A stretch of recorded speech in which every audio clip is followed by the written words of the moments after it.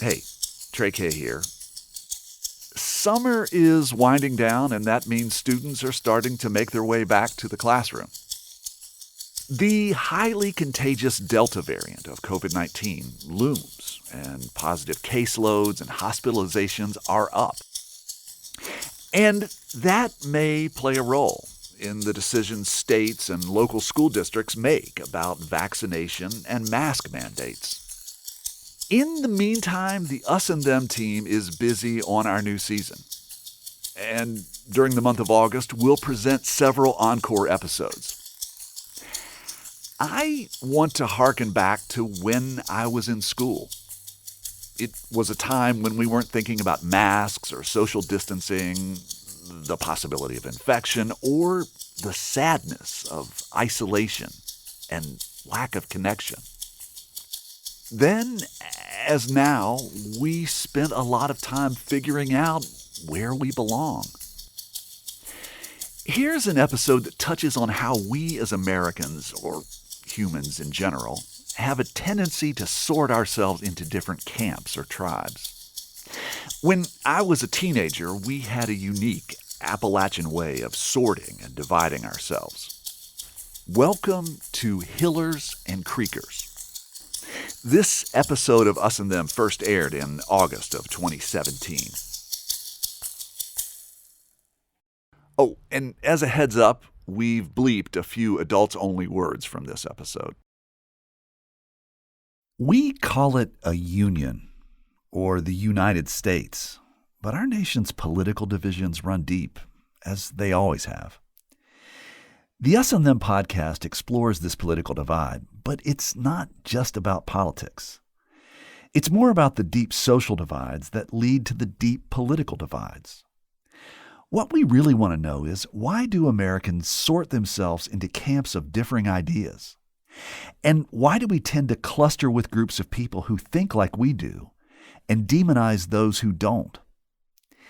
These tribes seem to define our identity, who we are and who we are not.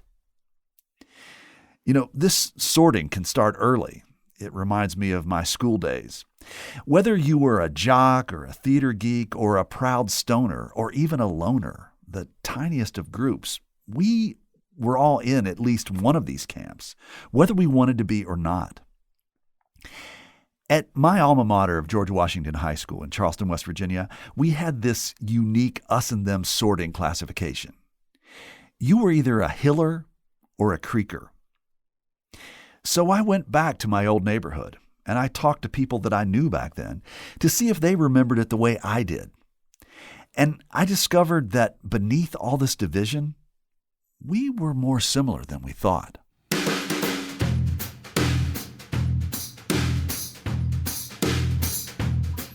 From West Virginia Public Broadcasting and PRX, this is Us and Them.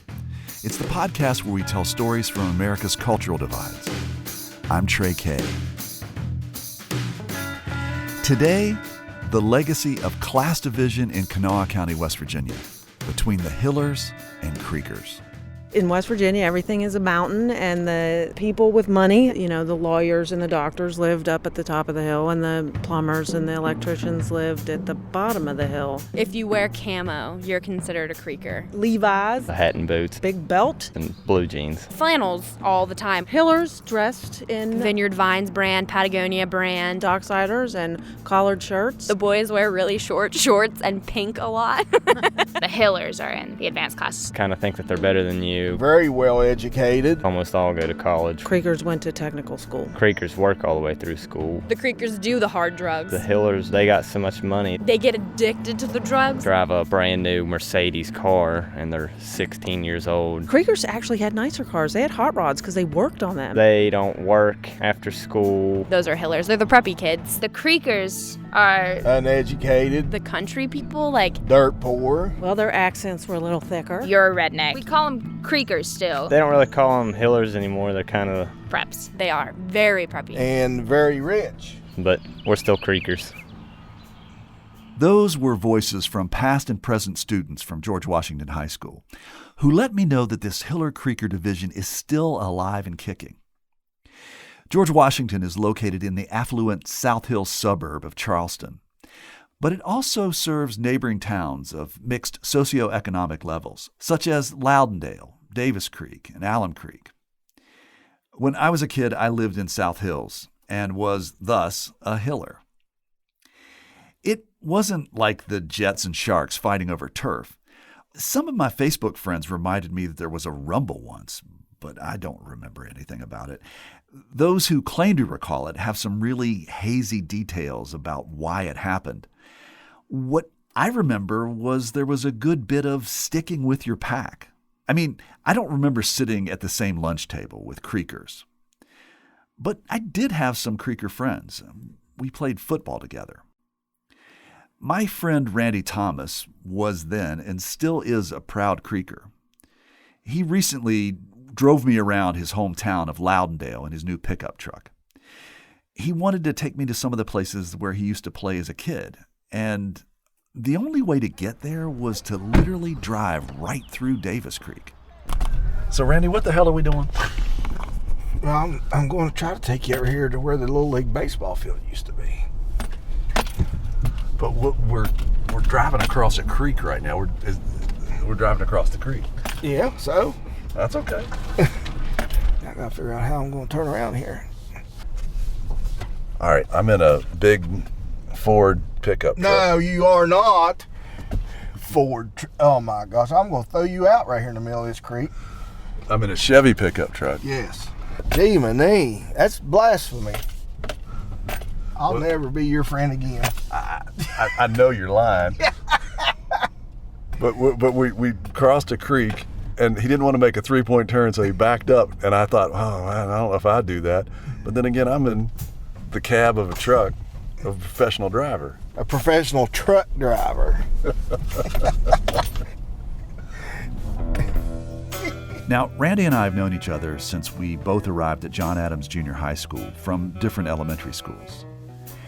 Randy felt the education he'd received up until then left him at a disadvantage. One thing that stood out to me was this thing called a term paper. Man, that smacked me right between the eyes.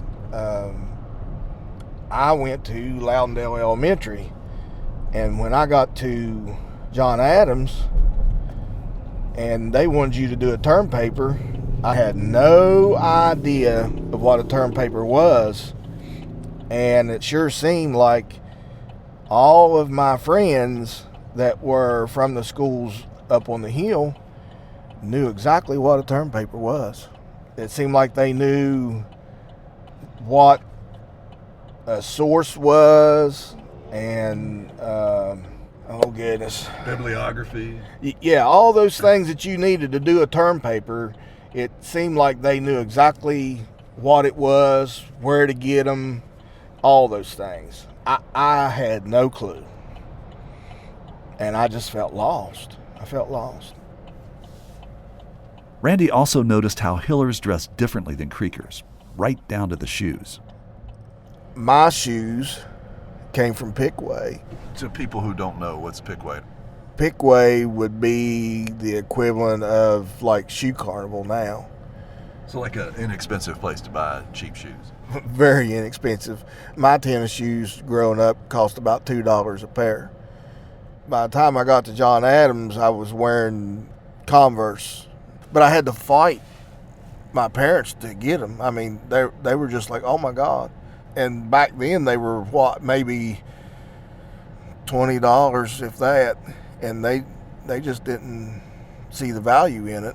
So just walk me through that a little bit. So basically, you went to school and were you kind of a little bit embarrassed of your Pickway shoes? And that, like, mom and dad kind of just at least have something that I'm not going to be laughed at or whatever. All these other kids have Adidas and Nikes, and you really had to kind of lean on your parents to let you get some shoes that is that.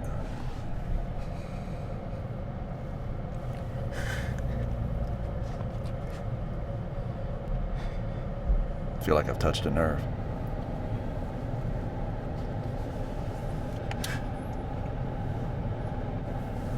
They didn't understand. I don't think they understood the difference.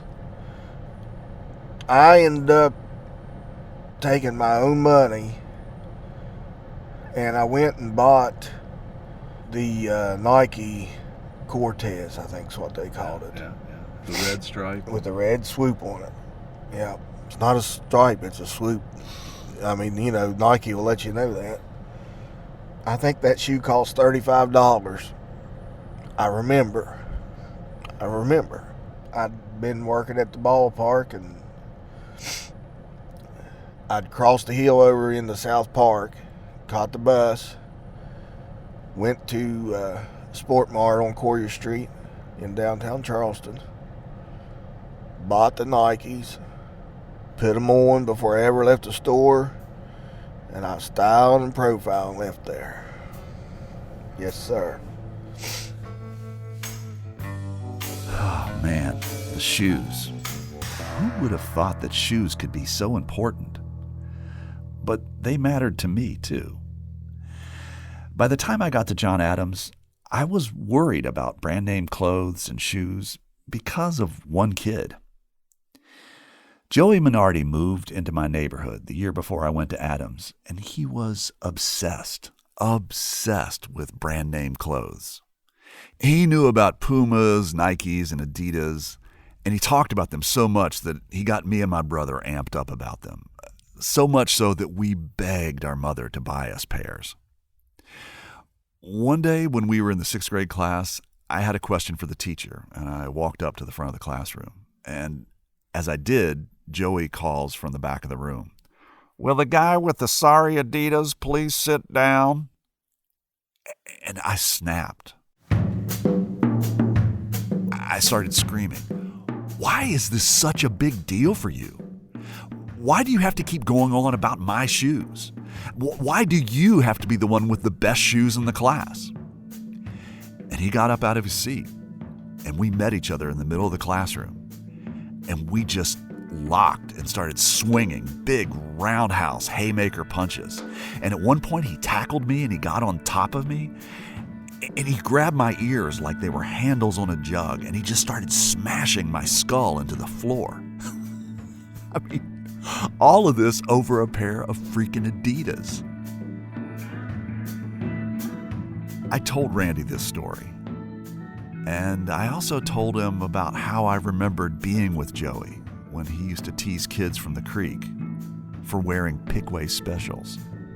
We heard that. We heard that a lot. We got made fun of because we bought clothes at Kmart. Comments about our blue light specials. But how did it make you feel? Less than. I mean, we never really had a problem with clothes until we came to school up on the hill. Coming up, Yes, Joe was a bully. I don't want to say that.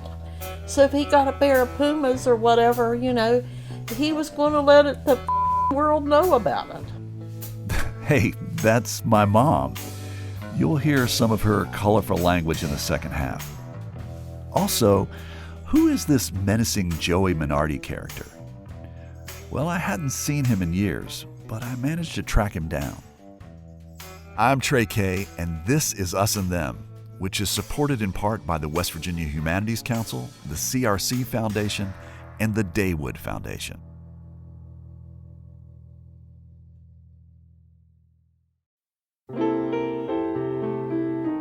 In difficult times, music gives us peace, brings us together, and helps heal us. It calms our nerves and brightens our days. That's why we're bringing you classic episodes of Mountain Stage on air and in our podcast. This is Larry Gross, host of Mountain Stage. Find something that's familiar or brand new and feel the power of live music on our website, mountainstage.org. Hey there, Trey here. Heads up that my childhood recollection of Charleston's Hillers and Creekers divide has a few adult-only words that we've bleeped. So Randy and I spent much of the afternoon driving around Loudondale, where he grew up on Davis Creek. Back when we were kids, those creeks were used as a makeshift dump. People would chuck trash into them and old tires and washing machines. But now it looks like someone has cleaned them out. When Randy dropped me off at my mom's house, I couldn't stop thinking about how some of us Hillers made him feel. I started talking about it with my mom. She certainly remembered Joey Minardi and his obsession with clothes and shoes. Mom was like a second mother to Joey, and she teared up when I asked her about him. I mean, yes, Joe was a bully. I don't want to say that. I mean, Joey tried to fit in. The whole family was that way. Mom remembered Mrs. Minardi telling her that she got some of Joey's clothes at Goodwill. And he wasn't too damn proud of it. So if he got a pair of Pumas or whatever, he was going to let the f***ing world know about it. He was nicely dressed, all. He was. I mean, she did a wonderful job. She worked at it. She would go buy those things and fix and repair and him and take in. And, she did. And I applaud her for it. I'm not looking down my nose. They didn't have money. Yeah. But they presented like they did. And, and they were good people. I liked all of them. Talking with my mom made me even more curious about Joey. It had been a while since I'd seen him, but I knew that he'd moved down to Florida. So what happened to this boisterous, virile, muscle-bound, badass bully who in the same breath could charm your mother like Eddie Haskell and taunt his enemies as boldly as Muhammad Ali? I'm Joey Minardi III, and born and raised in Charleston, West Virginia. My parents moved there in the early 70s in Fort Hill. So you may be thinking, wait a minute, this is your burly high school classmate who left underclassmen cowering? Yeah, that's Joey, and he sounds and appears much older than his years.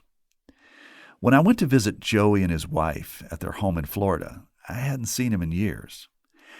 I did know that he spent most of his time in a wheelchair due to his illness, CIDP. Chronic inflammatory demyelinating polyneuropathy, an illness I've had for 19 years now.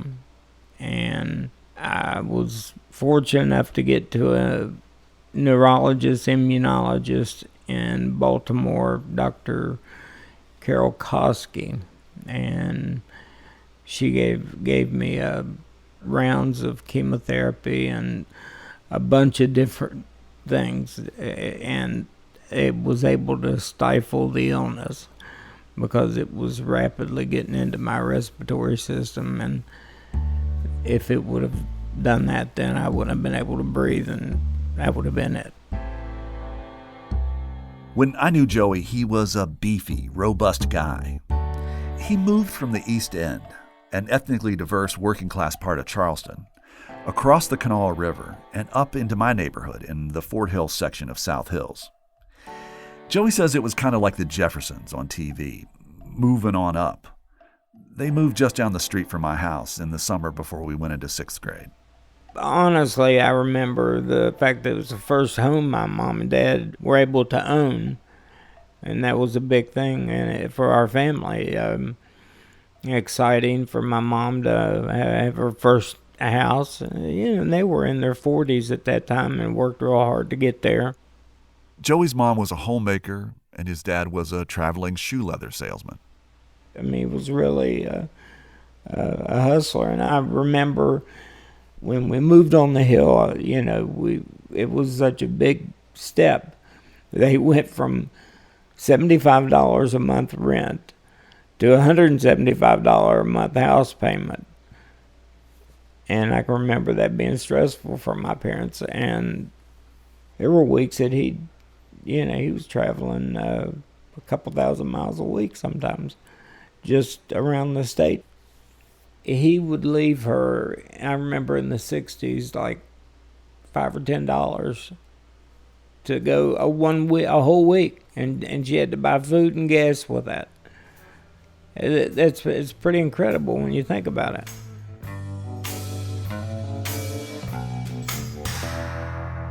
What do you remember about the Hillers and the Creekers? Well, whether or not you were from money or not, which we, in my family, we weren't. I mean, we had to watch every dime back then. But the Creekers they were in worse shape than that. And they used to really take it hard for what they thought was the rich boys that were up on the hill, that we somehow had a better life than they did. Well, did we? I don't know that we did. I think the thought that the Hillers may have all come from money when that wasn't the case. That there was like a silver spoon in the Hillers' mouth, and that wasn't the case. Some of them had a silver spoon in their mouth. I mean, some of the Hillers actually had a good bit of money. Well, yeah, but you understand the difference because you grew up in a time where there wasn't a lot of money available to do every last thing that you wanted to do. I definitely did. My folks, they save and scrimp a lot. Do you remember Randy Thomas? Oh, yes. I always liked Randy. But, Randy was a Creeker, right? What was a Creeker? A Creeker would have been somebody from Loudondale and Davis Creek and those areas. I mean, how did we treat the Creekers back in the day? Well, we used to heckle them pretty good. I don't think we realized exactly that a lot of them were coming from poverty. It always seemed like to me that the kids from the creek came dirty. Their jeans always seemed to be soiled, greasy, long hair. It seemed like they were always out back smoking. But when you're younger, I didn't like, was nasty or heckled them, but they couldn't help that they were from, poverty and whatnot.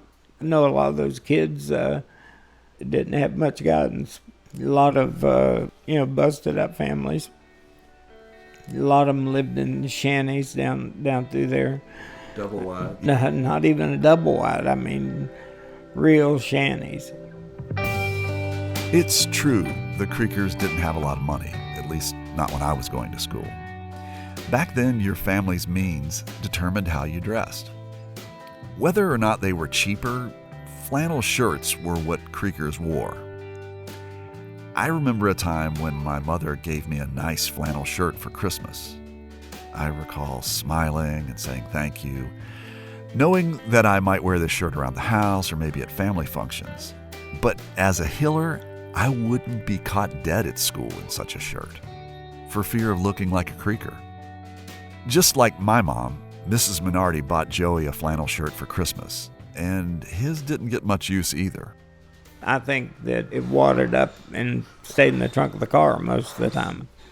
And it was a nice shirt, but it wasn't something that I was interested in wearing at that time because it looked like a Creeker or a country boy, and I wanted to be a little more sophisticated. And that, my family had worked hard to try to get on the hill, so I was going to try to wear things that looked a little better than that.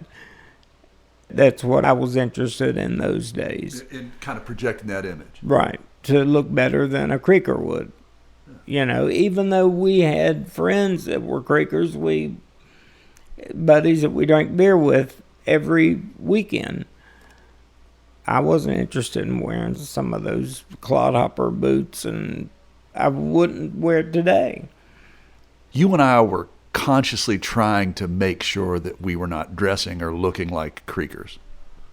Definitely. Back then is when the designer jeans and stuff like that started, and we were definitely trying to wear the nicer things. I wanted to, be able to make friends. I was obsessed with trying to be accepted at that new step up in life. On the map, the Minardis were Hillers. and Joey's mom provided the stylish clothes that they wanted in order to fit in. But she was calculated and thrifty in how she did it. One of the best stores in Charleston was Frankenberger's, and she would go and shop for clothing several months ahead of time. She'd lay it away and pay for it a few bucks at a time. We're talking about, back in the 60s, and we didn't start getting things really from Kmart until maybe up into the mid to late 70s. My mom shopped at Kmart on Patrick Street a lot. She learned then she could buy a whole lot more with $1 there than downtown Charleston. So we did get a lot of things from there. I remembered what my mom said about Mrs. Minardi going to Goodwill, and I asked Joe about it. She very well could have. I don't recall shopping and dressing us originally from there. With my attitude back then, I probably wouldn't have liked that as much. What do you mean? Well, I mean, if you'd been seen shopping at Goodwill or, Salvation Army or one of those thrift stores, it may have been considered, somebody that couldn't afford. And I'm not saying that we could afford any more than that. But I know early on, in the early days, that my mom really scrimped to be able to make her family look nice. Now, let's be clear. There's nothing shameful about shopping at thrift stores. Unless you're an insecure teenager trying to project an image of affluence. And quite frankly, that was me. When I was in 8th grade, my parents separated. And the day my father moved out, my mom took me shopping at a thrift store. And I remember worrying to myself, with Dad gone, are we going to be poor? And if we are, what will people think? And will I still be a hiller? So it seems kind of silly now, but in a way, these were the kind of things that occupied the minds of guys like Joey and me. When I was in Florida and sitting in Joey's living room, I played some of my interview with Randy, including the section where he talks about being heckled for his shoes and clothes from Kmart. I'll tell you what, you don't realize when you're a kid how much damage you're doing to somebody. Who would have ever known that Randy would have had those issues, and that was such an upsetting thing to him, because he always seemed to be, fun-loving, funny guy. You'd probably never think that you would be friends with maybe a kid that looked like a ragamuffin, But when it was all said and done, some of those boys ended up being a whole lot better friends than the boys that came from real money, As you know, shoes were paramount to Joey. Tennis shoes were a big issue back then. You remember that, my goodness. But that was an important thing for us. I remember having to save up. I had a pair of suede Adidas in red, and I had a pair of black Puma, and they were very nice shoes. But man, oh man, just something to get a satisfaction like that. I understand where Randy's coming from. After I had that time with Randy, I went home and I talked to Mom a little bit, and I said, Mom, do you remember I remember like me and Joey, we'd talk about Pickaway shoes, and then Joey moved in the neighborhood and we were like all obsessed about getting Adidas and Pumas and stuff like that. And she said she remembered it. And I said, well, what do you remember about Joey at the time? She said, well, Joey,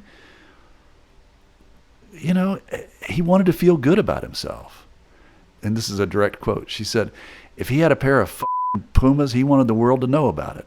That's right. She's right. That's a true statement. And I'll tell you what got me in big, big trouble with the Pumas and Adidas is I wore both of them entirely too much, day in and day out, and never giving them a break. I got serious athlete's foot, and I had to go to the doctor. It gave me athlete's foot. but wearing them too much. It took months to get over that. It covered my entire foot. It was like a shingles of the foot. It was a bad deal. It's just where you don't allow your shoes to dry. You just keep wearing them. And I was going to wear those things, hell or high water. The two pair, Puma and Adidas. I'll never forget. One was black suede and one was red suede. Since we're on the subject of shoes, I couldn't drive all the way down to Florida without asking Joey about our fight back in the 6th grade. Now, you and I scrapped. Do you remember? Yeah. Heck yeah. Well, yeah. I got a memory of one particular scrap. Do you know what one I'm going to bring up? Probably in front of Miss Roman in 6th grade, yeah. I remember that well. If you remember it well, what's your side of the story? Yeah, I can't remember why we had it. I remember we had it and how upset she was. She was scared to death. I think she felt like she was going to get hurt. But well, we were two really big kids. Yeah, we were two big kids. I mean, you got to think about this. I was shaving at about 12, 13 years old. I'd already had a lot of body hair that other kids didn't have. I just grew up early. You had big muscles then? Yeah, big muscles then. Well, let me tell you what I remember. You said from the back of the classroom, "Will the guy with the sorry Adidas please sit down?" Oh gosh, is that what I said? Yes. I can't remember that. The sorry Adidas. I probably the Adidas that I helped you pick out. I can't understand why I would have said that. I was probably jealous for some other reason. Probably because of one of the little girls there. Beth was a cutie back then. Sarah was a cutie back then. By the time we were 6th grade, we were really interested in those girls.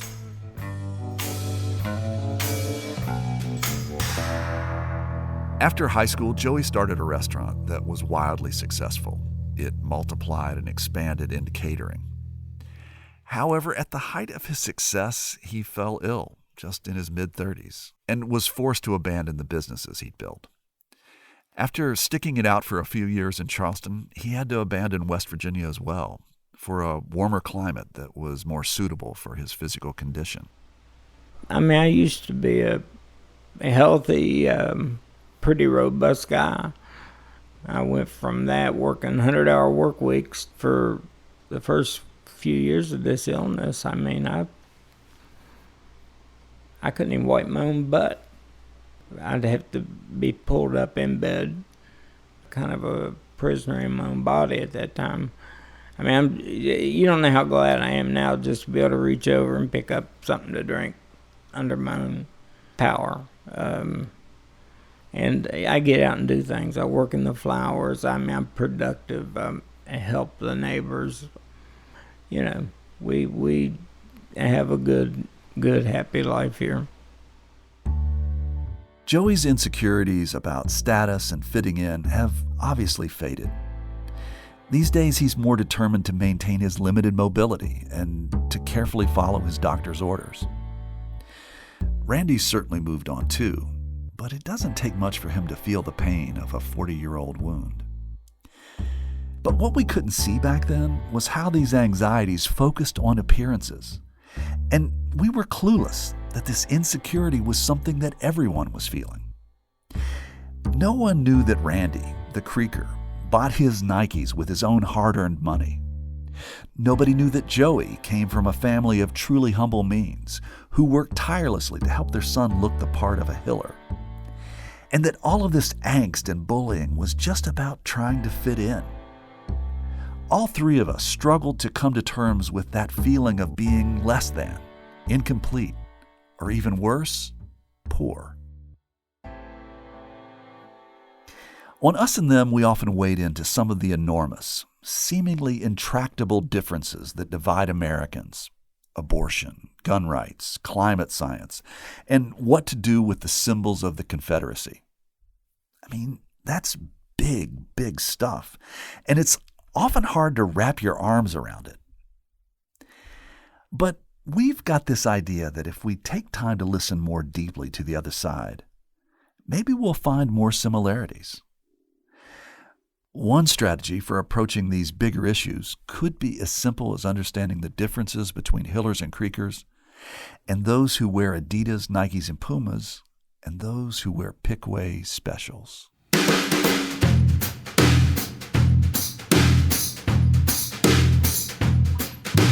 You've been listening to Us and Them. Our show was written and produced by me, Trey Kay, and Mitch Hanley. Joni Deutsch is our digital producer. Michael Lipton and Tristan Lozow wrote and performed the Us and Them show music. Mark Lerner designed our logo. The marvelous people at PRX and West Virginia Public Broadcasting make Us and Them possible. So do grants from the Corporation for Public Broadcasting, the National Endowment for the Humanities, the West Virginia Humanities Council, the CRC Foundation, and the Daywood Foundation. Us and Them was originally developed with assistance from the Mentorship Program at AIR, the Association of Independents in Radio.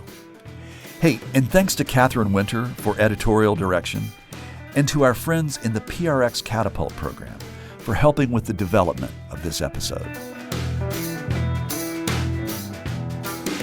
Thanks for listening, and we'll see you next time on Us and Them.